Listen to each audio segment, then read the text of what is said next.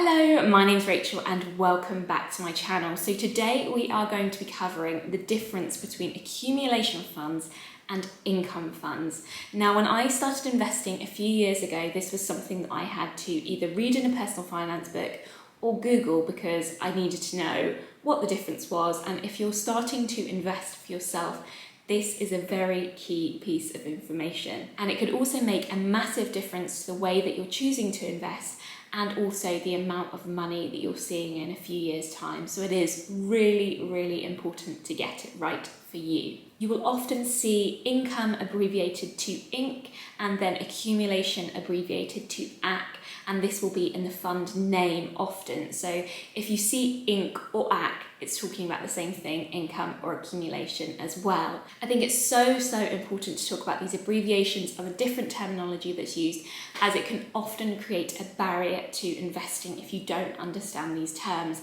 And I am so glad that I started to understand investing in a bit more detail a few years ago, because we've generated a good amount of money from investing in the last few years, and I'm so glad that I didn't let this kind of terminology or things like income and accumulation be a hurdle that I just couldn't get past. I'm going to read to you an explanation on income versus accumulation funds from Andrew Craig's excellent book, How to Own the World. So I've recently been listening to this on Audible, so I'm going to read this to you because I think it's a really clear, concise explanation of the differences between income and accumulation funds. So he says in his book, one final aspect of funds to be aware of is the difference between accumulation and income funds. Shares often pay a dividend.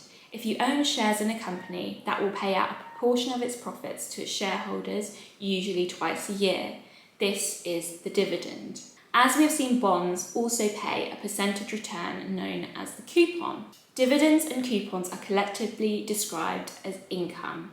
If you own a fund that generates income from dividends or coupons, you can choose to have that income paid out to you in cash, as would be in the case of an income fund, or you can elect for that money to be ploughed back into the units in the fund you own.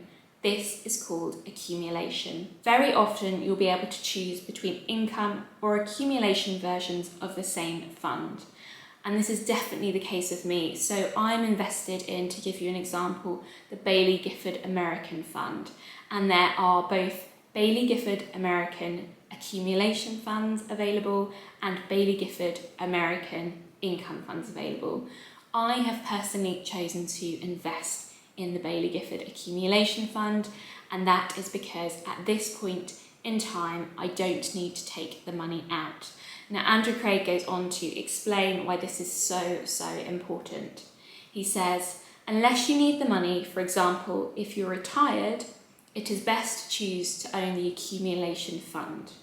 Ploughing the income earned back into your fund will maximise the effect of compounding on how your money grows, and it is hugely important as a result. So essentially, if you want to keep putting that extra money that you're getting from dividends or coupons, say, back into the fund, then you should be choosing an accumulation fund.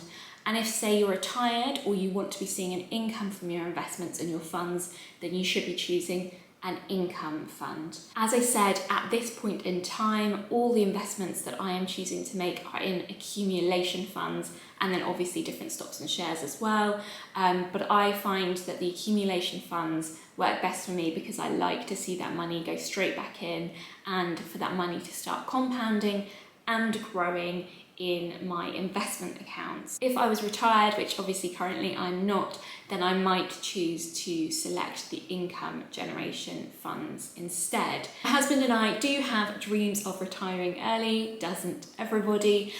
So if that time comes, we might start to invest in income funds instead of accumulation funds, just so we can take out that little bit of money as an income. At the moment, we're not looking close to being able to do that. So we are just investing, as I said, in accumulation funds. And you will see when you're looking at whichever investment platform you choose to use, that most of the funds will be available in an income or accumulation version. So please do make sure that when you're choosing your investments, that you're choosing the version that you want.